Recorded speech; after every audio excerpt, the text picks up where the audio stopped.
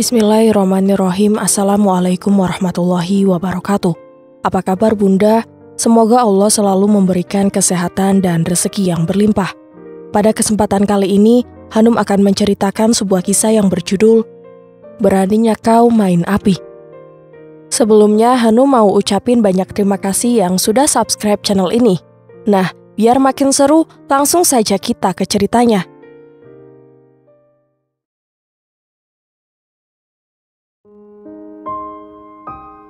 Mas udah jalan pulang, tapi mau nganterin Brenda dulu. Alina tersenyum getir sesaat setelah mendengarkan pesan suara dari suaminya. Dia memang sudah menduga Han tidak bisa menjemput, tapi mengetahui bahwa laki-laki itu pulang bersama Brenda membuat dadanya bergemuruh. Kata cemburu mungkin terlalu berlebihan, karena Alina tahu bahwa Brenda lebih dulu mengenal Han. Keduanya bersahabat sejak kecil. Namun, sebagai seorang istri, Alina merasa kedekatan mereka melebihi batas wajar, terlebih setelah sering pulang bersama. Dengan kepala yang masih nyeri, Alina memaksakan diri untuk meninggalkan meja kerjanya, lalu menyeret langkah menuju lobi. Beruntungnya, taksi online pesanannya sudah tiba sehingga dia tidak perlu repot-repot menunggu. Langit Jakarta berselimut mendung, guntur seakan-akan menyiarkan kabar bahwa sebentar lagi hujan akan tumpah. Bersamaan dengan jam pulang kantor, jalanan dipadati ratusan kendaraan. Pedestrian tergesa-gesa menuju halte terdekat sebelum turun hujan. Dari dalam taksi, Alina memperlihatkan satu persatu gerimis yang jatuh di permukaan kaca jendela. Dia merogoh ponsel yang berada di dalam tas, lalu mengetik pesan untuk suaminya. "Mas, boleh minta tolong belikan minyak angin?" Alina terlalu malas untuk memerintahkan sopir taksi mampir ke minimarket atau apotik. Jalanan macet parah, dia akan sangat terlambat tiba di rumah, sedangkan Han menggunakan mobil sendiri. Pun jika mengantar Brenda pulang, lelaki itu bisa singgah sebentar di warung. 10 menit berselang pesan itu belum terbaca. Alina berpikir bahwa Han sedang menyetir sehingga tidak sempat membuka ponsel. Karena kepalanya begitu nyeri dan taksi yang ditumpangi masih terjebak kemacetan, Alina memejamkan mata. Dia berusaha mengabaikan klakson-klakson panjang di luar sana yang bersahut-sahutan memekakan telinga. Belum sempat terlelap, Alina mendengar dari sopir taksi bahwa di depan sana terjadi sebuah kecelakaan yang memungkinkan mereka akan terjebak macet lebih lama. Tanpa pikir panjang, Alina kembali membuka ponsel yang mengirim pesan kepada suaminya lagi. "Kayaknya aku bakal telat nyampe rumah deh mas, macet parah." Alina tidak lupa untuk mengirim gambar kondisi jalanan yang sekarang menjadi lautan kendaraan. Macet total, tanpa pergerakan sedikit pun. Bukan tanpa alasan Alina memberitahu Han, dia tidak ingin suaminya menunggu di rumah terlalu lama. Sayangnya, Alina keliru. Jangankan tiba terlebih dahulu, Han bahkan belum pulang saat Alina menjejakkan kaki di rumah. Hunian mungil yang sudah ditempati selama 1 tahun itu sunyi dan gelap. Sembari membersihkan diri, Alina menerka-nerka keberadaan suaminya. Namun, dia berusaha berpikiran positif. Mungkin Han terjebak macet juga. Bukankah kemacetan adalah momok paling menyebalkan di Jakarta? Terlebih sore ini hujan turun deras. Beberapa ruas jalan pasti tergenang banjir. Alina pikir Han hanya akan terlambat 1 atau 2 jam. Kenyataannya sampai pukul 10 malam batang hidung lelaki itu tak kunjung muncul. Sebagai seorang istri, tentu saja Alina tidak bisa terpejam sebelum mendapatkan kepastian. Hatinya bertambah resah karena nomor ponsel suaminya tidak aktif. Mengabaikan kepalanya yang sakit, Alina membuka sosial media untuk mengalihkan cemas yang kian menggunung. Biasanya, dia akan mengunjungi akun salah satu komika yang gemar mengundang tawa. Alina menggulir layar ponsel, sebelum akhirnya jari lentik perempuan itu terhenti setelah melihat postingan Brenda yang diberi caption, "Mengulang masa lalu." Dalam foto itu, Brenda terlihat di sebuah kafe, senyumnya mengembang, seakan-akan tengah merasakan kebahagiaan yang tak terbilang. Alina bukan perempuan dungu, walaupun hanya wajah Brenda yang terpampang, tapi mata Alina terlalu jeli untuk mengenali arloji yang melingkar di tangan seseorang di sebelah Brenda. Alina tersenyum masam. Dia ingat betul bulan lalu membeli jam tangan itu sebagai hadiah ulang tahun Han. Namun, rupanya arloji pemberiannya tak mampu mengingatkan suaminya untuk pulang. Han memilih menghabiskan sisa harinya bersama Brenda. Alih-alih pulang ke rumah dan bercengkrama dengan istrinya. Tak cukup dengan unggahan di feed Instagram Brenda, ibu jari Alina bergerak membuka instastory teman suaminya. Dan Alina kemudian menertawakan dirinya sendiri. Di saat dia menunggu dengan segenap kecemasan, ternyata Han sedang bersenang-senang dengan seseorang yang selalu disebut kawan. Tawa Han terdengar begitu renyah di sela-sela makan. Dia juga terlihat mengembalikan beberapa sushi untuk Brenda. Bahkan lelaki itu manut ketika Brenda minta disuapi.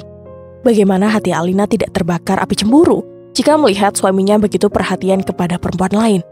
Bagaimana dia bisa baik-baik saja setelah mengetahui Han yang selama ini cenderung cuek, ternyata bisa seromantis itu kepada orang lain? Bagaimana bisa Alina tetap tenang sedangkan suaminya yang selama ini dianggap kalem, ternyata bisa tertawa lepas tanpa mengingat dirinya sedikit pun? Bukannya naif, tapi selama ini Alina berusaha percaya bahwa kedekatan antara Han dan Brenda murni persahabatan. Dia selalu berupaya menepis prasangka yang kerap menghantui. Alina tidak pernah mengecek ponsel Han semata-mata untuk menghargai privasi lelaki itu. Alina tidak pernah merengek minta diantar jemput jika bekerja, semata-mata untuk meringankan beban suaminya karena kantor mereka tidak searah. Dan Alina tidak mempermasalahkan ketika sebulan lalu Han membantu Brenda masuk ke kantor tempatnya bekerja, lalu rutin mengantar pulang ke rumah yang sebenarnya lumayan jauh. Alina tetap berpikiran positif, hanya demi menjaga keutuhan rumah tangganya.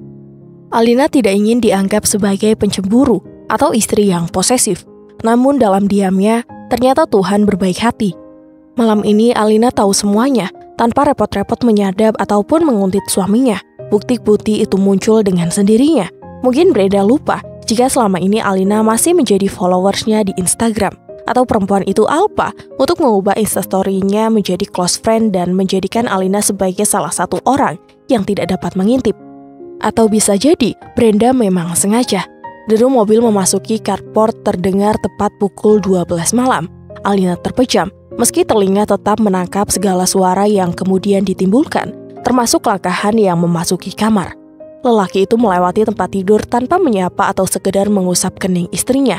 Dia menuju kamar mandi, menyalakan keran air dan tertahan di sana kurang dari 10 menit. Aroma segar menguar bertebaran dengan langkah kakinya yang keluar. Walaupun kedua matanya terpejam, Alina bisa menebak bahwa sekarang Han sedang membuka lemari untuk mengambil baju ganti. Beberapa saat kemudian, terasa pergerakan di kasur yang Alina tempati. Selimut yang tersingkap bersamaan seseorang yang menyusup. Tidak ada sapaan atau ucapan selamat malam. Yang Alina dapati saat ini adalah sapuan napas yang terasa panas dan menuntut. Malam-malam sebelumnya, Alina tidak terlalu terkejut jika Han tiba-tiba menuntut hak tanpa aba-aba. Namun, sekarang setelah tahu kelakuan lelaki itu bersama Brenda, Alina jadi tahu bagaimana fungsinya sebagai seorang istri.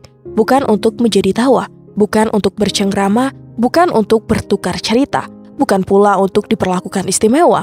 Alina yakin bagi Han, dirinya tak lebih dari teman tidur. Tangan Han sudah bergerilya dengan depas napas yang penuh gelora. Dan setiap kali kancing piyama terlepas, Alina merasa harga dirinya tengah ditindas. Alina kembali ingat bagaimana Han menyuapi Brenda, bagaimana suaminya tertawa penuh sukacita bersama perempuan lain. Dan bagian tersialnya adalah lelaki yang beberapa jam lalu lupa jalan pulang, kini mendamba kenikmatan dari dirinya. Dalam remang lampu kamar, Alina bisa melihat bagaimana Han sudah menanggalkan semua pakaiannya. Sebentar lagi lelaki itu akan mendapatkan segala yang diinginkan, yang mungkin sudah ditahan mati-matian sebelum pulang. Alina punya dua pilihan, membiarkan tubuhnya dijadikan pelampiasan atau memilih menjudahi permainan. Namun, sebelum Alina sempat melarikan diri, Han sudah mendapatkan segalanya. Lelaki itu berhasil menyalurkan segala fantasi liar yang mungkin tidak didapat dari Brenda. Dan setelah semuanya berakhir, tidak ada kata maaf ataupun terima kasih yang terucap. Han mendekur dengan lelap, tanpa peduli bahwa Alina tengah terisak-isak. Kok dibuang? Suara Han nyaris tak terdengar karena bisingnya air keran yang Alina nyalakan. Bukan tak mendengar pertanyaan suaminya, Alina sengaja mengabaikan dan terus menyapukan sabun ke mangkuk bekas ayam kecap semalam.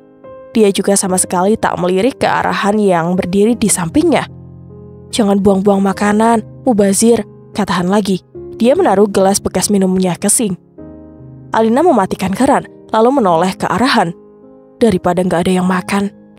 Ada senyum sinis yang perempuan itu sunggingkan sebelum kemudian melanjutkan aktivitasnya mencuci peralatan dapur.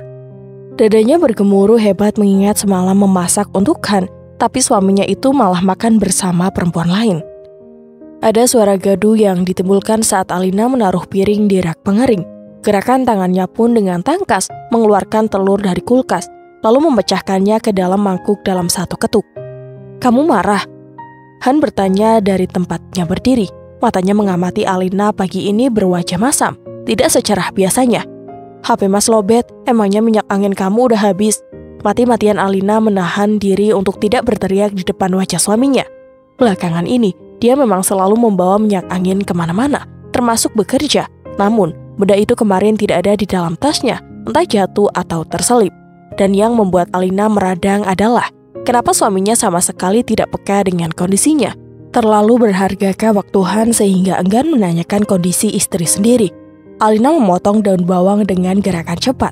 Nyaris saja mengiris jarinya, andai Han tidak mencekal tangan kanannya. "Kamu kenapa sih?" Bukan teriakan, melainkan pertanyaan lembut yang Han lontarkan. Sepanjang pernikahan mereka, lelaki itu tak pernah meneriaki Alina. Dan sekarang Alina tahu mengapa suaminya memperlakukannya dengan baik. Semata-mata hanya untuk menutupi kebusukannya bersama Brenda. Mengingat nama Brenda membuat bagi Alina semakin buruk. Dia kembali ingat betul bagaimana semalam hanya dijadikan pelampiasan atas ego Han yang mungkin tak tersalurkan setiap hari bersama Brenda. Namun siapa yang menjamin jika Han dan Brenda menjaga batasan? Memangnya apa yang akan laki-laki dan perempuan lakukan saat berduaan? Seandainya hanya sekedar makan, Han tidak akan pulang sampai tengah malam. "Marah karena Mas pulang malam banget?" Han memegangi kedua lengan Alina meski tak bisa membuat perempuan itu menatap matanya.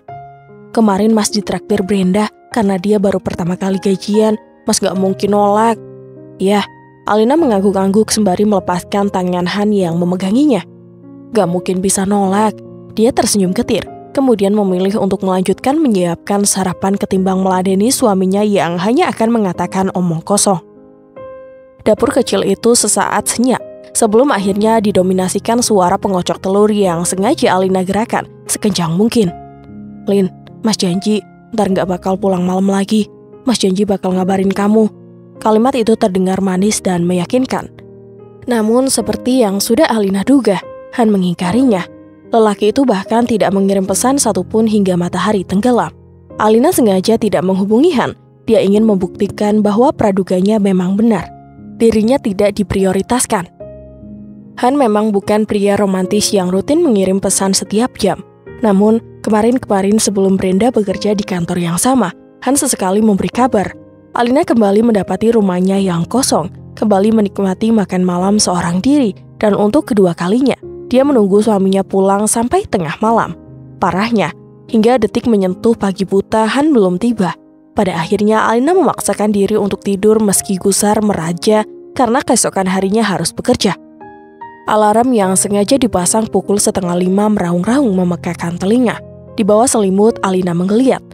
Sekian detik dia merasa semuanya baik-baik saja, sewaktu merasakan seseorang yang mengukuhkan dalam pelukan. Namun, begitu mengingat apa yang telah terjadi 2 hari belakangan ini, suasana hatinya kembali kacau. Alina tidak tahu pasti pukul berapa Han pulang. Yang jelas, lelaki itu tiba di rumah setelah tanggal berganti. Luar biasa sekali. Sebelum beranjak dari tempat tidur, Alina menghela napas dalam-dalam. Dia kendalikan dirinya mati-matian untuk tidak menendang Han, atau minimal meneriakinya karena telah ingkar janji. Alih-alih mengamuk selayaknya istri yang dihianati, Alina memilih menyimpan energinya untuk membereskan rumah dan bekerja di kantor nanti. Karena Han terlambat pulang, maka Alina pun baru bisa mengeluarkan kotak bekal lelaki itu dari tas kerja. Dia tertegun sejenak ketika mendapati benda di tangannya terasa berat, tidak seenteng biasanya jika tanpa isi. Selama 1 tahun menjadi seorang istri, Alina selalu menyiapkan bekal untuk Han, dan sejauh ini pula tidak pernah dia mendapati lunchbox-nya kembali dalam keadaan isi. Alina tersenyum miris sembari menatap telur gulung buatannya sudah basi. Isinya masih utuh, kentara sekali tidak disentuh. Padahal dia ingat betul, kemarin pagi susah payah masak di tengah mood yang buruk. Alina tetap berusaha menjadi istri yang baik meskipun batinnya berkecamuk. Perempuan berambut hitam legam itu masih berdiri di sisi meja makan ketika mendengar suara langkah mendekat. Dia tetap bergeming sambil memegangi lunchbox dengan harapan setelahnya mendapat penjelasan. Alina lupa bahwa suaminya bukan lelaki yang peka. Han justru meraih gelas lalu mengisinya dengan air mineral. Setelah menandaskan air putihnya, Han baru menarik satu kursi dari meja makan dan menempatinya. Lelaki itu mengernyit ketika Alina menyodorkan kotak bekal di hadapannya. "Tumben, jam segini udah siap." ujar Han dengan heran karena biasanya Alina baru selesai memasak pukul 6:30 pagi. Bekalnya dulu nih, sarapannya mana? Lagi-lagi Han bertanya sambil menyapukan pandangan ke meja makan yang hanya berisi kotak bekal miliknya. Barulah beberapa detik kemudian dia mendongak untuk menatap Alina. Menyadari sorot mata istrinya berbeda, pandangan lelaki itu beralih ke kotak bekal di hadapannya. Alina bisa melihat dengan jelas jemari Han mengetuk-ngetuk permukaan meja dengan pelan. Pria itu berdeham kemudian akhirnya berkata, "Oh, ini ya." Perempuan itu sangat menanti alasan apa yang akan Han berikan. Hal penting apa yang membuat suaminya meremehkan perjuangannya menyiapkan bekal. Memang hanya telur gulung, tapi semua itu tak lantas matang dengan sendirinya kan? Kemarin ada opening cafe yang gak jauh dari kantor dan Brenda ngajakin ke sana. Han menatap Alina sesaat sebelum menunduk lagi. Kasian kalau dia ke sana sendirian. Kalimat terakhir yang Alina dengar cukup untuk menyimpulkan bahwa dirinya tak lebih penting dari Brenda. Namun, ternyata itu belum seberapa karena Han kembali berkata, "Brenda suka banget sama klaper tartnya, dia beliin juga buat mama."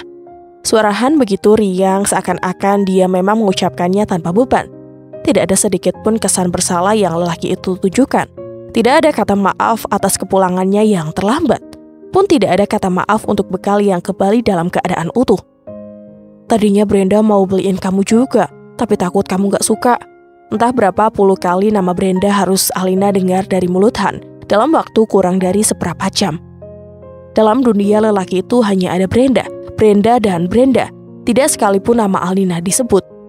Bahkan dalam pergumulan mereka diranjang, Alina baru menyadari bahwa Han tidak pernah menyebut namanya di momen penuh dambah. Alina mengerjap, sekuat apapun dirinya berusaha tegar, air matanya tetap saja jatuh. Jadi, benar bahwa yang selama ini dibayangkan Han adalah Brenda. Pernikahan Alina dan Han terjadi bukan lantaran perjodohan, melainkan atas dasar cinta. Setidaknya, itu yang Alina yakini selama ini, walaupun tidak pernah diistimewakan layaknya ratu. Han pun tidak pernah memperlakukannya seperti babu, karena sama-sama bekerja, mereka berbagi tugas mengurus rumah. Alina memasak dan mengepel, sedangkan Han mencuci serta menyetrika. Namun seminggu terakhir semua pekerjaan itu harus Alina selesaikan sendiri. Sebenarnya Alina tidak masalah jika harus mengerjakan semuanya sendiri. Toh di saat-saat tertentu ketika Han keluar kota, dia mengurus tempat tinggalnya dengan sukacita. Bedanya, sekarang selain berkutat dengan pekerjaan rumah yang melelahkan, batin Alina juga seperti dihajar habis-habisan. Han semakin menjadi-jadi, hampir setiap hari pulang pagi. Tidak ada bau alkohol dari mulut Han setiap kali lelaki itu tiba di rumah. Pun tubuhnya segar bugar tanpa sempoyongan. Jadi bisa dipastikan Han tidak mabuk. Dan Alina semakin yakin bahwa suaminya menghabiskan harinya bersama Brenda. Pulang ke rumah hanya sekedar formalitas, seperti kemarin-kemarin. Setelah pulang larut pun, Han tidak pernah menjelaskan apa-apa kepada Alina. Dia benar-benar tidak peduli meski Alina memasang wajah masam pada pagi harinya. Dan malam ini, setelah pukul 11 malam Han belum pulang, Alina kehabisan stok kesabaran. Dia beranjak dari kamar utama, beralih pada kamar yang lebih kecil di dekat ruang tamu. Kendati demikian, perempuan itu tak serta-merta terpejam. Benaknya seolah menghitung detik yang berdetak. Telinganya menangkap semua pergerakan termasuk embusan dari pendingin ruangan. Pukul 12 malam, mobil Han memasuki pelataran rumah. Ada jeda sebentar sebelum lelaki itu turun dan membuka pintu menggunakan kunci cadangan. Di rumah mungil itu, semua suara bisa didengar oleh telinga Alina. Entah karena sunyinya malam, atau lantaran indera pendengarannya bekerja berkali-kali lipat lebih tajam. "Lin?" Han keluar dari kamar utama sembari memanggil istrinya. Kemudian lelaki itu ke dapur dan memeriksa kamar mandi. "Lin?" Suara lelaki itu terdengar lagi, bersamaan dengan derap langkah tergesa. "Alina?" Di atas ranjang sempit, Alina bergeming. Dia memegangi selimut erat-erat. Bibir ranum perempuan itu terkatup rapat meski namanya dipanggil berulang kali oleh sang suami. "Alina?" Han menggerak-gerakkan gagang pintu kamar yang saat ini ditempati Alina. "Lin, kamu di dalam." Alina tahu mengabaikan suami adalah dosa, tapi untuk saat ini egonya terlalu besar. Kekecewaannya telah membuat dia membangun benteng pertahanan setinggi mungkin untuk berinteraksi dengan Han. Alina bukan istri idaman, pun bukan perempuan sempurna yang bisa lemah lembut kepada suaminya dalam setiap keadaan. Alina hanyalah manusia biasa yang bergelimang dosa. Dia bisa marah dan kecewa. "Lin, kamu lagi mens?" tanya Han. "Kenapa tidur di situ?" Pertanyaan Han terdengar begitu konyol di telinga Alina. Apa memang otak lelaki itu hanya memikirkan selangkangan? "Kamu udah tidur?" Dan setelah pertanyaan terakhirnya diabaikan Alina, Han terdengar menjauh ke kamarnya dan mungkin juga berlanjut membayangkan Brenda. Suasana kembali sunyi, seperti ketika Han belum pulang. Lamat-lamat terdengar kucing liar di jauhan, diselingi deru sepeda motor yang melintas. Sudah pukul 1:30 saat Alina pada akhirnya bisa terlelap dalam gigil meski selimut sudah ditarik hingga kepala. Dia meringuk, memeluk lututnya sendiri. Dalam lelap, perempuan itu bergelung dengan sepi padahal statusnya masih bersuami. Alina tidak mau dijadikan pelampiasan lagi. Semua itu terlihat menyakitkan dan menjijikan. Salah satu bentuk pemberontakan Alina adalah dengan bangun lebih siang. Jika biasanya pukul 6 pagi dia sudah berkutat di dapur, maka hari ini dia baru keluar kamar. Saat melintasi meja makan seraya menenteng handuk, Alina mendapati Han keluar dari kamar dengan wajah yang masih terkantuk-kantuk. "Kamu kesiangan?" tanya Han dengan suara menyerupai gumaman. Alin memilih masuk kamar mandi ketimbang menyahuti pertanyaan suaminya. Dia merasa perlu mengguyur sekujur tubuhnya menggunakan air dingin agar gemuruh dalam dadanya lekas reda. Sesungguhnya, Alina bertanya-tanya pada diri sendiri, apakah dia terlalu berlebihan jika mengabaikan Han? Apa tidak keterlaluan seandainya dia menuntut penjelasan? Sekali lagi, Alina dan Han bukan pasangan romantis. Namun, dulu keduanya leluasa bercengkrama layaknya suami istri pada umumnya. Dan belakangan ini, Alina kesulitan bicara dari hati ke hati karena Han seakan berkelit. Lelaki itu punya sejuta alasan untuk mengakhiri kebersamaannya bersama Alina yang tak seberapa. Seperti kemarin, sebelum nasi goreng di piringnya habis, Han sudah buru-buru menyudahi sarapannya gara-gara telepon dari Brenda.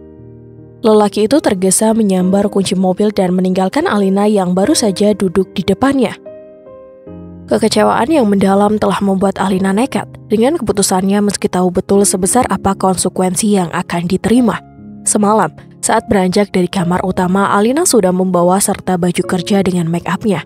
Jadi sekarang selesai mandi, dia tidak perlu berduaan dengan Han di kamar yang sama. Alina keluar kamar dengan penampilan rapi, rambut panjangnya digerai, mengeluarkan aroma lembut yang berpadu dengan wangi parfum segar. Perempuan itu ke dapur hanya untuk mengambil tempat minum, kemudian melenggang ke arah pintu depan.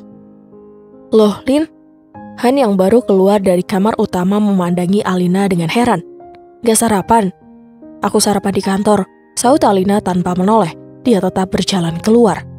"Mas gimana? Kamu udah nyiapin bekal buat Mas?"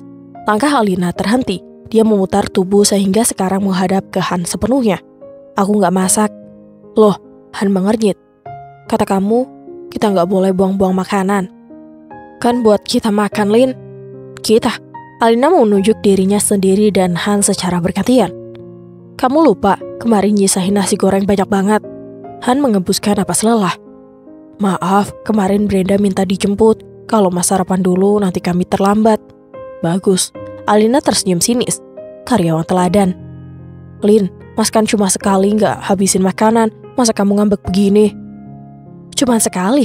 Alina berjalan cepat menuju dapur, lalu kembali lagi sembari membawa lunchbox. "Cuma sekali kamu bilang. Terus ini apa?" Han terkesiap melihat kotak bekal miliknya masih terisi penuh. "Coba diingat-ingat, udah berapa kali?"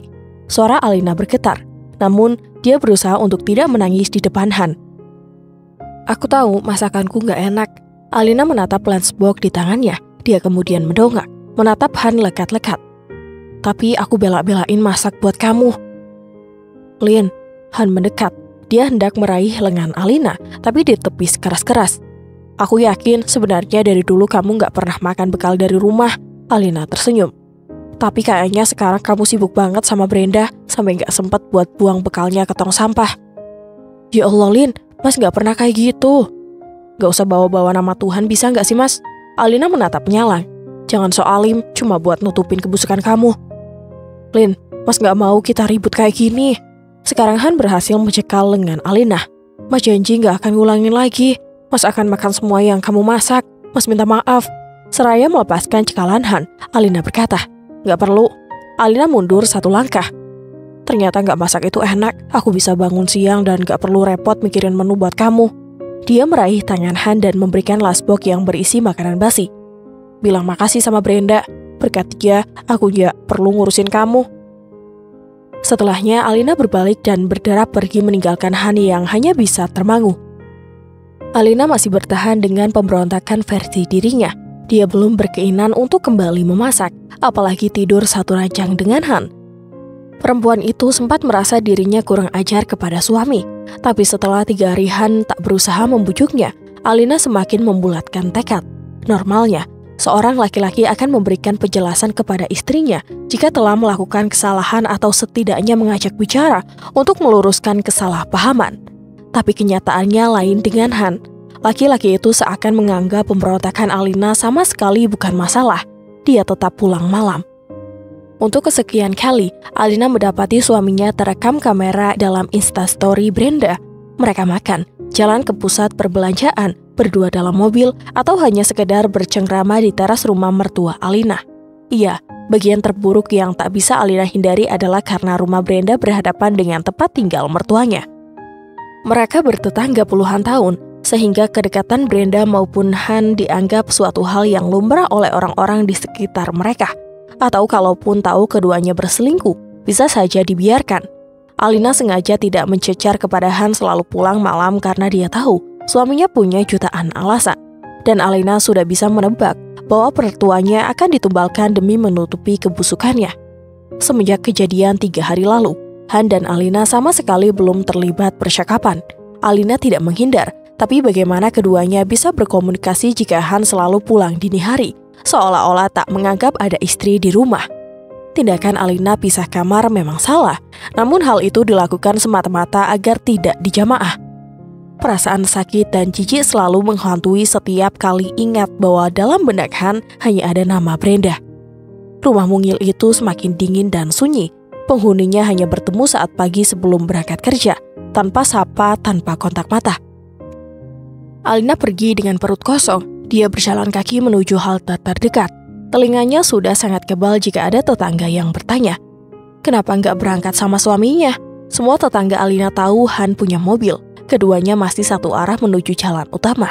Sebuah pemandangan ganjil karena belakangan ini sang istri dibiarkan berjalan kaki ratusan meter, sedangkan suaminya memiliki kendaraan pribadi. Alina bukannya tidak punya uang untuk memesan taksi online, tapi dia memilih menggunakan Transjakarta. Selain berhemat, Alina juga bisa bertemu dengan banyak orang, bertegur sapa tanpa bertukar lama. Tersenyum untuk sekedar mencipta garis lengkung. Katakanlah, Alina sedang berusaha mengelabui semua orang bahwa semuanya baik-baik saja. Meski sejatinya, semesta tengah menertawakan habis-habisan karena tahu dia dicampakkan Han. Setidaknya dengan menaiki transportasi umum, Alina bisa mengalihkan sejenak sesak yang terus melesak. Setidaknya, dia terbiasa menebar senyum palsu untuk menutupi raut wajahnya yang sayu. Aksi mogok masak yang dilakukan Alina membuatnya mau tidak mau harus membeli makanan.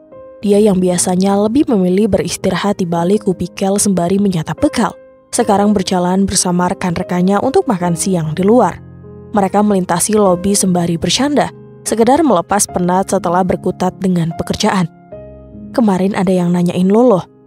Dikira lo anak baru, Lin, karena baru kelihatan," ucap Sisi. Alina hanya menanggapi dengan tawa. Sejak menikah, dia memang mengurangi berinteraksi dengan banyak orang, terutama kaum Adam. Semua itu dilakukan demi menghindari fitnah dan khilaf. "Lo nggak penasaran, Lin?" "Penasaran?" Alina mengernyit, lalu tertawa hambar. "Penasaran apanya? Dia cakep banget," Sisi mengatakan dengan menggebu-gebu. "Dia kerja di gedung sebelah, tapi katanya dia bakal nungguin lo di jam makan siang." Langkah Alina terhenti. "Serius?" Wajahnya berubah cemas. "Gue balik aja ya." Alina belum sempat kabur ke ruangannya saat Sisi berhasil mencekal lengannya. "Dia cuma mau kenalan sama lo kok." Namun keterangan itu tidak serta-merta membuat Alina mengurungkan niat. Dia tidak tertarik berkenalan dengan lelaki manapun. Kepalanya sudah cukup riuh dijejali urusan rumah tangga. Tidak ada ruang untuk memikirkan hal lain yang bisa mendatangkan petaka. Jika dia meladeni laki-laki lain, maka apa bedanya dia dengan Han? Alina berhasil memisahkan diri dari Sisi berserta rekan lainnya. Dia berniat memesan makanan cepat saji saja lewat layanan ojek online dan menikmatinya sendirian. Namun, langkahnya kembali terhenti saat namanya dipanggil seseorang. Seandainya Alina jarang membuka media sosial, kemungkinan besar dia akan pangling dengan Brenda. Perempuan yang dekat dengan suaminya itu terlihat jauh lebih modis ketimbang pertemuan terakhir mereka saat dipertemukan oleh Han. Walaupun terkejut dengan kedatangan Brenda, tapi Alina mampu memanipulasi ekspresi wajahnya dengan baik. Dia tersenyum, lalu mempersilahkan Brenda untuk duduk di salah satu sofa lobi. Brenda yang siang itu mengenakan blus kuning cerah dan rok pendek selutut duduk dengan anggun di depan Alina. Senyumnya mengembang saat mengedarkan pandangan. Tempatnya enak, ujar perempuan yang 3 tahun lebih tua dari Alina itu. Masih seperti tadi, Alina tersenyum sembari menunggu kalimat berikutnya yang akan Brenda ucapkan. Tidak ada angin, tidak ada hujan. Tidak mungkin jika perempuan itu datang tanpa tujuan. Sebenarnya tanpa diucapkan pun, Alina tahu maksud kedatangan Brenda. Dari kunci mobil yang sepertinya sengaja diletakkan di meja, Brenda ingin menegaskan bahwa dia lebih berkuasa atas Han ketimbang Alina. Setahu Alina, Brenda tidak memiliki kendaraan dan dengan datang menggunakan mobil Han bukankah suatu penghinaan? Perempuan itu seakan ingin menyiarkan ke semua orang bahwa segala milik Han adalah miliknya juga.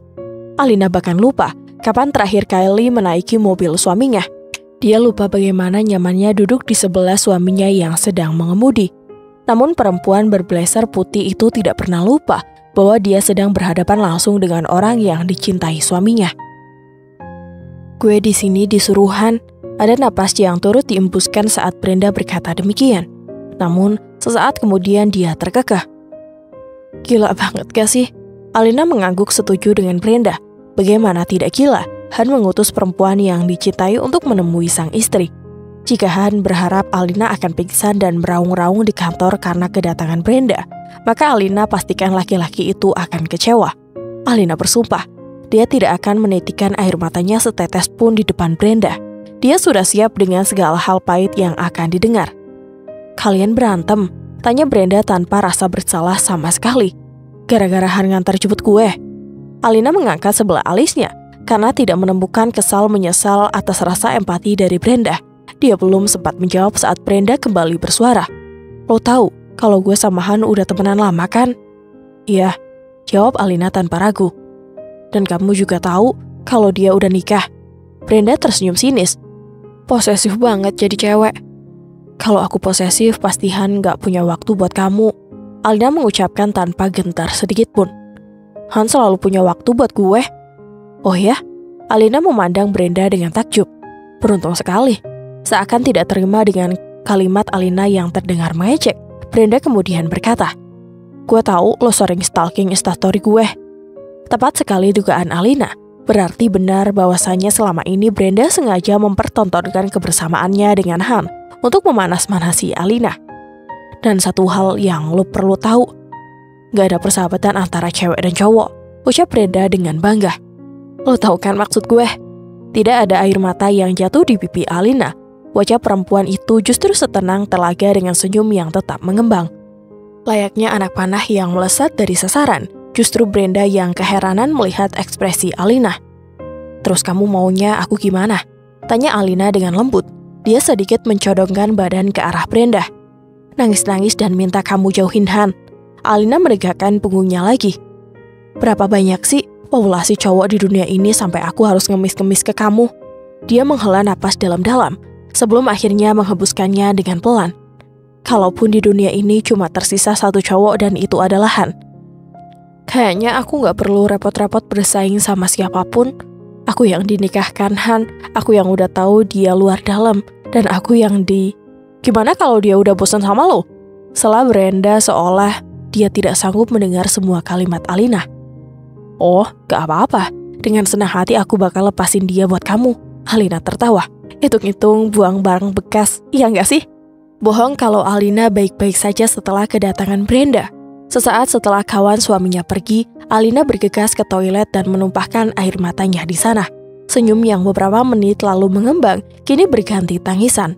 Sesungguhnya Alina benci pada diri sendiri karena terlalu cengeng. Dia benci karena tidak bisa tetap tersenyum dan menganggap kehadiran Brenda hanya angin lalu. Seandainya Brenda tahu betapa banyak air mata Alina yang berlinang, perempuan itu pasti akan bersorak senang. Mungkin juga akan merayakan kemenangan bersamaan. Alina berpegangan pada tepian wastafel. Dengan pandangan memburam, dia memperhatikan refleksi dirinya sendiri yang menyedihkan. Cukup lama Alina di sana sampai waktu istirahat habis. Saat itu, Alina baru menyadari wajahnya sembab dan kentara sekali habis menangis. Menempati meja kerja sebelum rekan-rekannya kembali dari makan siang memang solusi bagus. Namun bagaimanapun, juga wajah Alina yang sembab pasti akan mengundang tanya dari orang-orang di sekitarnya. Karena di ruangan ini, mereka duduk bersisihan serta berhadapan, hanya dibatasi oleh partisi rendah. Benar saja, walaupun Alina sudah berusaha menunduk dan sebisa mungkin tidak berinteraksi dengan kawan-kawannya, tapi Sisi yang duduk di sebelahnya curiga. Perempuan berambut pendek itu memutar kursi kerjanya agar menghadap ke Alina. "Lin, lo sakit?" Suara Sisi membuat beberapa orang turut menoleh dan memperhatikan wajah Alina lekat-lekat. "Lo pucat, Lin," sahut yang lain. "Lo udah makan belum sih, Lin?" Sisi menatapnya dengan khawatir. Sejenak Alina menggali ingatan. Pagi tadi dia tidak sarapan, dan gara-gara kedatangan Brenda tadi, dia jadi batal memesan makanan. Salah satu dari rekannya mengansurkan 1 bungkus biskuit. "Serius, Lin? Lo cuma telat makan?" Alina mengangguk sembari menerima biskuit dari temannya dan menggumamkan kata terima kasih. Ada pahit yang mencekik saat Alina menggigit kepingan biskuit. Bukan lantaran kualitas makanan itu sudah buruk, tapi karena Alina merasa sangat beruntung memiliki rekan kerja yang peka. Sementara suaminya sendiri tidak mengkhawatirkannya dan malah asik dengan perempuan lain. 1 bungkus biskuit dan secangkir teh hangat yang diambil Sisi dari pantry cukup mengganjal perut Alina. Kendati demikian, bias di wajah perempuan itu tak kunjung sirna. "Lo bisa izin pulang kalau emang sakit, Lin? Pulang dan kembali merasakan sepi yang menikam jiwanya?" Tidak. Alina tidak ingin menghabiskan harinya hanya untuk meratapi nasib. Lebih baik dia tetap bertahan di kantor walaupun godam seakan-akan mulai menghantam kepalanya. Setelah beberapa kali menawarkan diri untuk mengantar Alina ke klinik, Sisi akhirnya menyerah. Dia membiarkan Alina tetap bekerja meski sesekali mengawasi karena takut terjadi apa-apa. 10 menit sebelum jam pulang kantor, hujan lebih dulu mengguyur Jakarta. Dari meja kerjanya, Alina bisa melihat ribuan tetes air yang berebut turun. Sesekali ada angin yang membuat rimbunan hujan meliuk-liuk, seperti penari ulung di atas panggung. "Hujannya gede banget, Lin. Mending lo minta dijemput suami deh," kata Sisi yang juga memperhatikan hujan. "Lo pucat banget, kalau kenapa-napa di jalan gimana?" Alina tidak menanggapi ucapan Sisi. Dia termangu sembari menopang dagu. Layar komputer di depannya dibiarkan menyala menampilkan baris-baris angka. "Laki lo kerja di SCBD kan? Apa susahnya sih jemput ke sini?" Pertanyaan seperti itu sering Alina dengar, apalagi di awal-awal pernikahannya. Jarak antara tempat kerjanya dengan kantor Han tidak terlalu jauh bagi teman-teman Alina.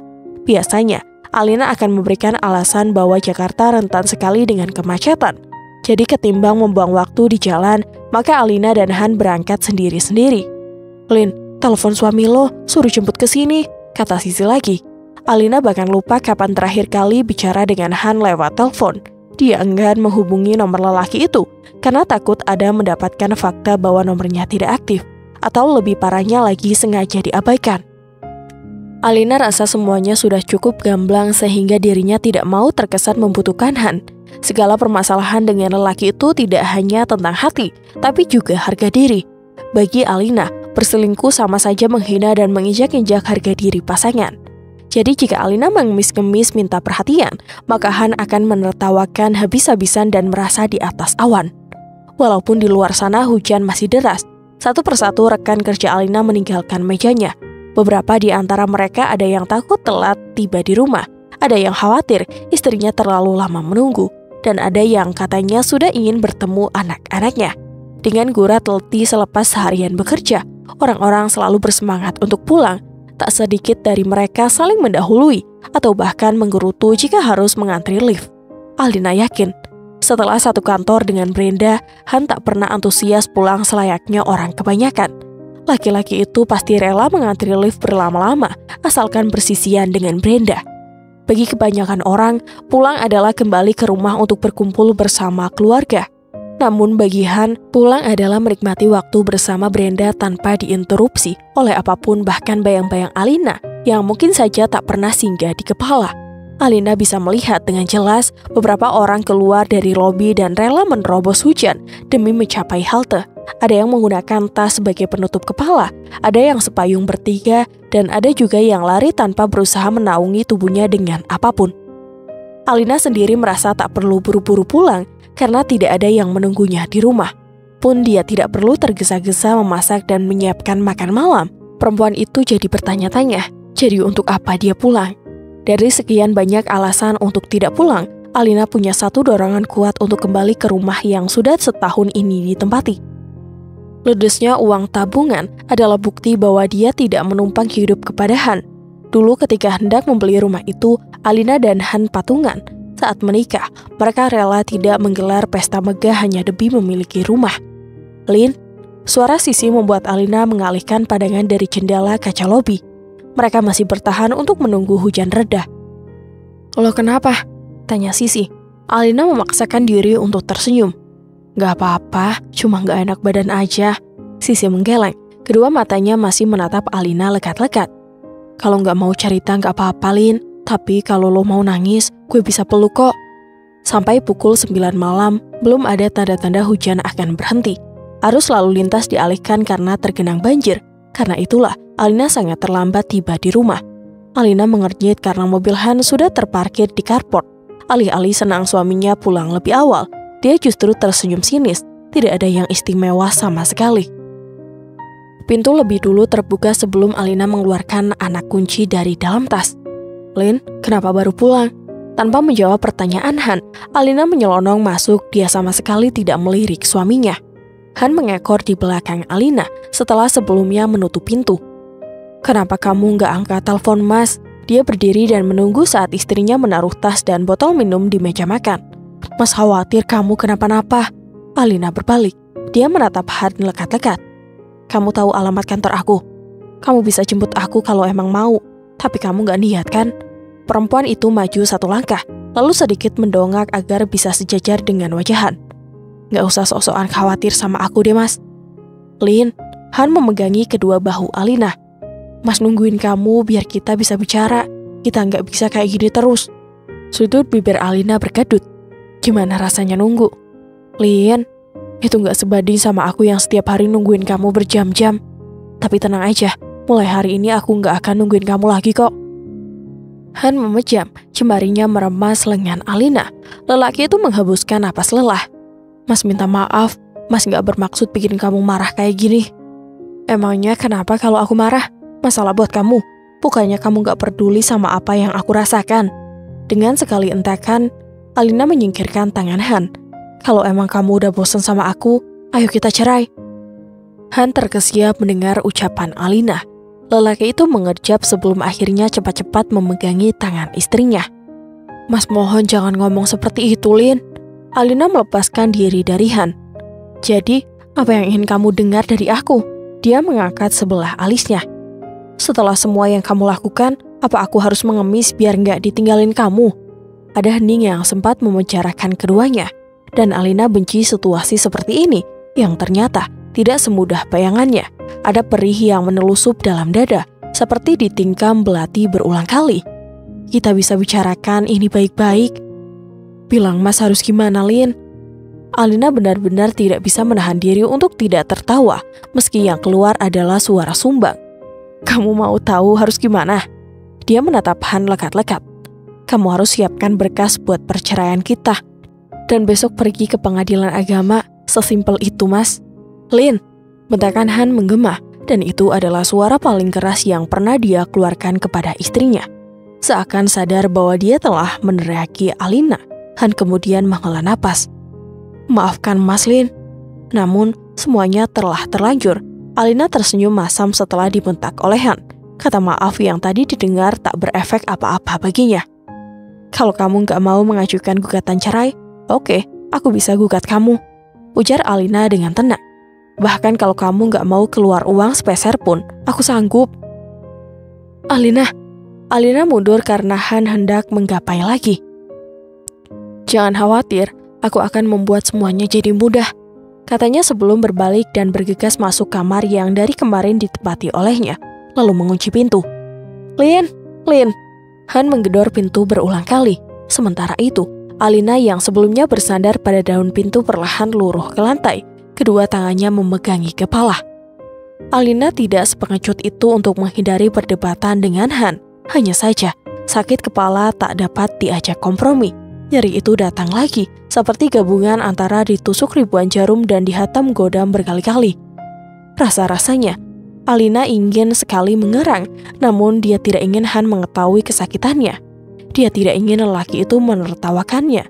Yang paling parah, Alina tidak mau terlihat lemah.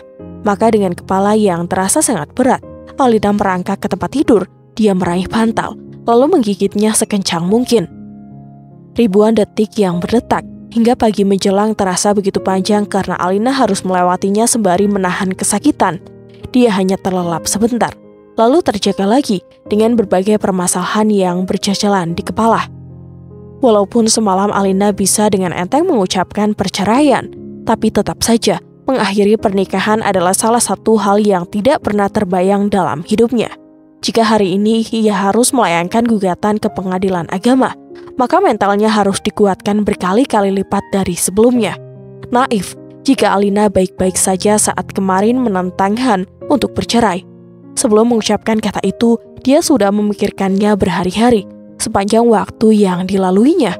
Alina bahkan berperang dengan batinnya sendiri, karena dari lubuk hati terdalam dia sangat mencintai Han. Dia menginginkan lelaki itu menemani sepanjang hidupnya tutup usia. Namun, ego Alina berkata lain.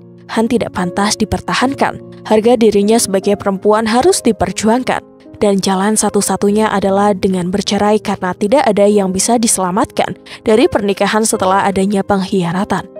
Pagi ini, saat tahu Han sedang mandi, Alina masuk ke kamar utama. Dia ingat semua dokumen penting berada di sana. Seperti pencuri, Alina mengendap-endap setelah sebelumnya memastikan Han masih lama di kamar mandi. Perempuan itu membuka lemari pelan-pelan, kemudian dengan cekatan menarik satu buah map dan memeriksa isinya. Alina ingat betul kartu keluarga dan dokumen-dokumen penting lainnya berada di map itu. Namun, setelah dia tidak menemukannya, Alina kembali mengambil map lain. Memeriksa satu persatu kertas di dalamnya. Karena tidak menemukannya, dia beralih ke laci nakas, tapi hasilnya tetap nihil. Perempuan berambut sepunggung itu mulai gusar, berpacu dengan waktu. Dia menggeledah semua tempat yang berpotensi dijadikan tempat penyimpanan. Selama ini, Alina yang menyimpan semua dokumen keluarga, jadi mustahil jika sampai lupa. Saking kesalnya, Alina sampai memeriksa tumpukan baju, barangkali dia lupa menyelipkannya di sana. Namun, pada saat dirinya masih sibuk melakukan penggeledahan, pintu kamar tiba-tiba dibuka dari luar. Satu hal yang Alina sesali adalah dia lupa mengunci pintu dari dalam. Akibat kelalaiannya itu, maka sekarang dia berada di kamar yang sama dengan Han. Setelah lelaki itu memutar anak kunci dan mencabutnya. "Sini kuncinya," kata Alina sembari membuang muka. Dia tidak sudi melihat Han yang hanya menggunakan handuk. Dengan santainya Han mendekati Alina yang berdiri di depan lemari. "Mas kangen banget disiapin baju sama kamu." Kalimat itu serta-merta membuat Alina terbahak. "Jadi cuman itu ya fungsi aku di rumah ini." Dia bergerak cepat untuk meraih anak kunci di tangan Han, tapi lelaki itu menyembunyikan tangan di belakang punggung. Alina mendekus karena usahanya gagal. Dia berpikir cepat hingga akhirnya ingat di nakas ada kunci cadangan. Han salah jika bisa meluluhkan hati Alina setelah mengurungkan di dalam kamar yang sama. Lelaki itu seolah-olah lupa bahwa istrinya punya benteng setinggi gunung untuk membatasi diri dengannya. Namun Han juga sepertinya tidak mau kalah. Tepat sebelum Alina memutar gagang pintu, dia berkata, "Memangnya udah ketemu?" Alina urung memutar gagang pintu. Dia menajamkan telinga saat mendengar Han terkekeh. "Kamu gak akan pernah bisa menemukannya." Tanpa disebutkan pun, Alina tahu apa yang dimaksud oleh Han. Tadi dia sempat menduga kalau lelaki itu telah memindahkan dokumen-dokumen penting. Tapi Alina tidak begitu yakin, karena selama ini Han tidak pernah tahu atau lebih tepatnya tidak mau tahu di mana Alina menyimpan itu semua. "Kita gak akan bercerai," kata Han. "Gak akan pernah," tegasnya sekali lagi. Tangan Alina memegangi gagang pintu erat-erat, mendengar ucapan Han yang baginya justru serupa ejekan. Tanpa repot-repot menoleh, perempuan itu berujar, "Kamu yakin?" Namun, demi mematahkan kemenangan Han, Alina rela berbalik dengan menatap lelaki yang saat ini terlihat seperti orang dungu. "Kamu pikir dokumen itu segalanya?" Alina menggeleng sembari tersenyum sinis. "Aku akan memilih jalan lain, biar kita bisa cerai," sambungnya dengan tegas. "Lin, satu lagi," Alina memotong ucapan Han. "Dengan menyembunyikan dokumen itu, berarti kamu mempermudah usahaku buat pisah. Jadi kayaknya aku harus berterima kasih sama kamu." Setelah mengucapkan itu, Alina segera keluar dari kamar. Namun dalam hitungan detik, Han mengejar dengan mudah mencekal tangannya. "Kenapa kamu ngotot mau cerai sama aku, Lin?" Bola mata lelaki itu bergerak-gerak seolah mencari sesuatu di mata Alina. "Apa ada laki-laki lain?" "Ada," jawab Alina tanpa ragu. Han terperangah, wajahnya memerah, disorot matanya seakan ada pijar yang menyala-nyala. Namun, sebelum dia bersuara, Alina lebih dulu menyelah. "Ada banyak laki-laki di luar sana yang lebih baik dari kamu. Ada banyak laki-laki yang jauh perhatian dari kamu." Sudut bibir Alina berkedut. "Tapi asal kamu tahu, Mas, aku gak pernah meladeni laki-laki lain, mau sebaik apapun mereka sama aku. Kamu tahu kenapa?" Perempuan itu balas menatap Han dengan nyalang. "Karena aku bukan perempuan gampangan." Alina yakin Han hanya menganggap ucapannya 3 hari lalu hanyalah gertak sambal. Lelaki itu pasti berpikir bahwa Alina tidak benar-benar meminta cerai, atau parahnya lagi, Han memang tidak peduli. Dari ketiga kemungkinan itu, opsi terakhir adalah yang paling kuat. Han tidak peduli dengan semua hal tentang Alina. Buktinya lelaki itu tetap pulang malam lagi. Oleh karenanya, Alina merasa tidak perlu berpikir ulang untuk memesan taksi dan menyebutkan sebuah rumah yang hampir selama 2 bulan ini tidak pernah disambangi. Alina tiba di depan rumah 2 lantai yang bagian karpotnya berisi sebuah mobil van.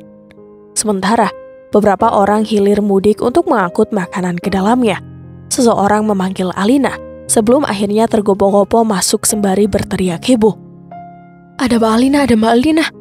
Sesaat Alina terkikik geli melihat karyawan mertuanya terbirit-birit untuk memanggil rekan-rekannya. Kemudian, masih dengan tawa yang memburai, Alina menyalami saat para pegawai catering mertuanya keluar untuk menyambut. Ketika Alina menyerahkan 1 kantong plastik berisi basreng kepada orang-orang berebut menyalaminya, Ibu Han keluar. Senyum wanita itu merekah, lalu segera membawa Alina masuk rumah. "Sri, tolong bantu bawakan koper Alina," Tita Indah, ibunya Han. "Gak usah mah, Alina bisa kok." Alina lebih dulu menyeret kopernya melintasi teras. Namun, dia berhenti hanya untuk menoleh ke rumah di seberang yang 2 bulan lalu masih kosong. Sekarang, sudah ada tanda-tanda kehidupan di rumah itu setelah sebelumnya ditinggal 1 tahun lebih ke luar negeri. "Kata Han, kamu sibuk sekali sampai gak sempat kesini, padahal mama kangen loh sama kamu." Alina tersenyum saja mendengar ucapan mertuanya. Dia benar-benar memuji kelihayan Han dalam berdosa. Tentu saja, lelaki itu tidak akan mengajaknya ke rumah Indah karena bisa merusak momen bahagianya bersama Brenda. Dulu, seminggu sekali Alina dan Han akan menyempatkan diri bertandang ke rumah Indah. Namun belakangan ini, jangankan keluar untuk ke rumah orang tua, Han bahkan memilih pergi sendirian di akhir pekan, lalu pulang larut malam. Kebiasaan Han berubah semenjak kembalinya Brenda dari luar negeri, tepatnya sejak perempuan itu minta bantuan untuk dicarikan pekerjaan. "Kalau kamu mau ke kamar, biar nanti Sri saja yang bawa kopernya," kata Indah lagi. "Gak perlu mah, biar kopernya di sini aja." Alina duduk di sofa ruang tengah. Suasananya masih sama seperti terakhir kali dia berkunjung ke sini. Sementara Alina duduk di ruang tengah, Indah pergi ke dapur. Wanita yang memiliki usaha catering itu kemudian kembali lagi sembari membawa 1 piring berisi lava cake. Di belakangnya, ada Sri yang siap menyuguhkan minum dan aneka cemilan. Untuk menghargai mertuanya, Alina mencicipi lava cake yang katanya baru dibuat beberapa jam lalu. "Gimana, Lin? Enak?" Karena mulutnya masih mengunyah, Alina hanya mengangguk. Namun kemudian dia berkata, "Selalu enak, mah." Indah tersenyum. "Kalau bomboloni yang kemarin enak." Alina urung menyuapkan lava cake untuk kedua kalinya. Dia mengernyit, tapi tak berani memberi tanggapan karena merasa ada kejanggalan. "Kata Han kamu paling suka krafelnya ya?" Lagi-lagi Alina dibuat tak cengang. Kapan Han pulang membawa bomboloni dan krafel? Indah menghembuskan napas lelah. Mama mencoba keberuntungan bikin dessert, Lin. Niatnya mau mama dititipkan ke kafe teman mama, tapi selebihnya juga akan dijual online. Mama nggak bisa hanya mengandalkan pesanan menu berat. Ini saja baru ada orderan. Kemarin-kemarin karyawan malah sempat menganggur. Mama nggak tega lihatnya. Ucapan Indah yang panjang lebar itu tidak sepenuhnya masuk ke telinga Alina. Perempuan berblazer coklat muda itu sibuk menerka-nerka di kemenakan titipan mertuanya oleh Han. Mama berharap suatu saat nanti kamu sama Han mau melanjutkan usaha Mama, Lin. Mama yakin kalian pasti bisa. Alina hanya menanggapi dengan getir. Dulu dia dan Han memang pernah sepakat suatu hari nanti akan melanjutkan usaha catering Indah karena tidak mungkin selamanya menjadi budak korporat. Namun keduanya juga setuju jika untuk sementara ini perlu mengejar jenjang karir sembari memperbanyak relasi. Ada deru mobil di depan rumah saat Indah sedang menerima telepon. Alina yang duduk sendirian di ruang tengah tetap bergeming meski tahu orang yang ditunggu telah tiba. Dia sama sekali tidak berniat untuk menyambutnya. Pintu depan terbuka, disusul langkah tergesa menuju ruang tengah. "Mah," panggilan itu terhenti, berganti dengan keterkejutan di wajah Han. Alina baru selesai menyuapkan lava cake ke mulut, lalu mengacungkan sendok ke arah Han. "Kenapa kaget begitu? Gak sesuai ekspektasi ya?" Perempuan berambut panjang itu menelengkan kepala demi menyapa seseorang di belakang Han. "Hai, sorry, udah bikin kalian kaget." Kemudian Alina tertawa sembari lanjut menyodok kudapan yang disuguhkan mertuanya. "Enak, kalian mau coba?" Han mengerjap-ngerjap, lalu cepat-cepat mendekati Alina. "Sayang, kalau mau kesini harusnya bilang." "Oh, aku ganggu acara kalian ya?" Potong Alina cepat-cepat. Dia memasang mimik menyesal. "Maaf." Namun ekspresi itu tidak tertahan lama karena setelahnya Alina justru menyeringai. "Segitu takutnya kamu ketahuan, Mas. Pengecut." "Ketahuan apa?" Han mengangkat kedua tangannya. "Pas bisa jemput kamu kalau emang mau kesini." Alina kembali menyuap kudapan tanpa peduli pada Brenda yang masih berdiri di ambang pintu ruang tengah. Kini, Alina memperbaiki posisi duduknya agar menghadap Han. "Di Jakarta ini banyak banget transportasi umum. Tinggal pilih mau pakai yang mana. Jadi daripada aku minta jemput sama kamu, ya mending aku naik taksi lah." Sekarang Alina baru melirik Brenda. "Aku kan gak kere-kere banget sampai harus minta diantar jemput orang lain. Kesannya tuh kayak gak punya harga diri aja gitu." "Lin," Han mencoba menginterupsi, tapi tentu saja Alina tidak mau melewatkan momen ini. "Masa iya hidup di Jakarta gak tahu caranya pesan taksi? Kan lucu." "Anda sendiri kok yang mau antar jemput aku," kata Brenda tiba-tiba. Dia mengangkat dagu, seolah baru saja membidikan peluru ke arah Alina. Enda adalah panggilan akrab Brenda untuk kawannya yang bernama Hanenda. Alasannya sederhana, karena panggilan itu juga mirip seperti namanya. "Wow," Alina bertepuk tangan. "Beruntung banget ya, punya teman pengertian." "Dan Enda?" "Loh, Han sudah pulang." Tiba-tiba Indah muncul tanpa tahu sempat terjadi ketegangan di ruang tengah. Walaupun tampak sangat enggan, pada akhirnya Brenda pulang ke rumahnya sendiri. Setelah Indah menyuruh Han dan Alina masuk kamar.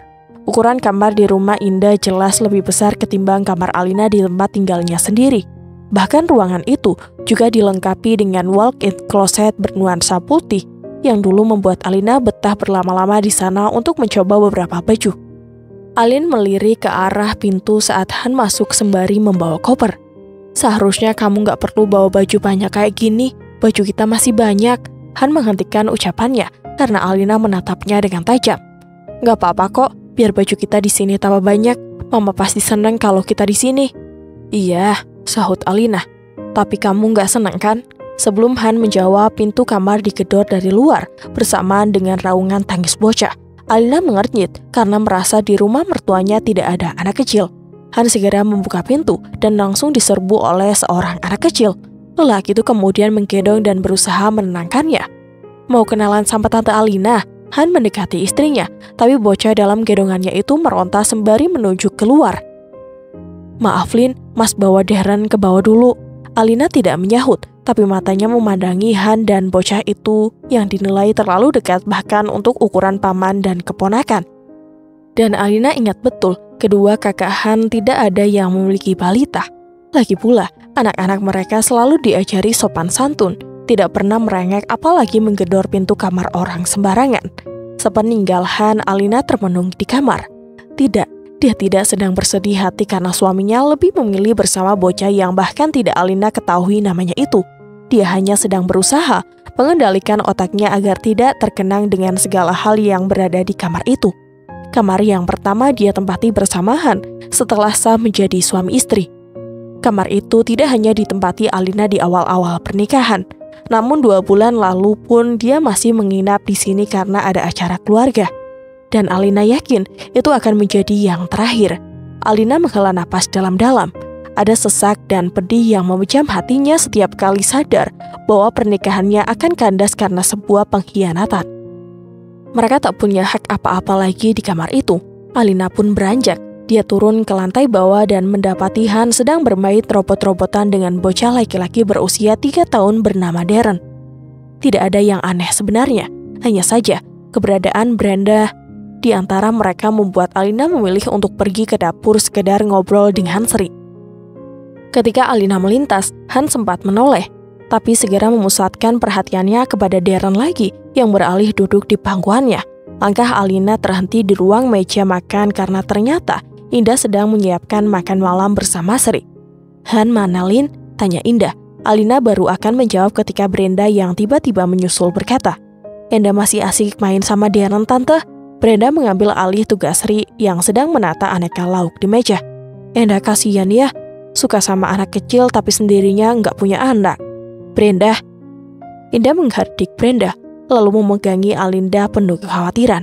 Tanpa rasa bersalah sama sekali, Brenda malah tertawa. Loh, iya kan Tante? Masa udah setahun nikah belum punya anak? Dia menoleh ke arah Alina. Lin, lo nggak mandul kan? Dan sampai di sini dulu ya. Jika Bunda ingin lanjutin ceritanya sampai tamat, bisa komen di bawah. Dan mohon maaf apabila Hanum ada kesalahan dalam penyampaian cerita. Akhir kata, wassalamualaikum warahmatullahi wabarakatuh.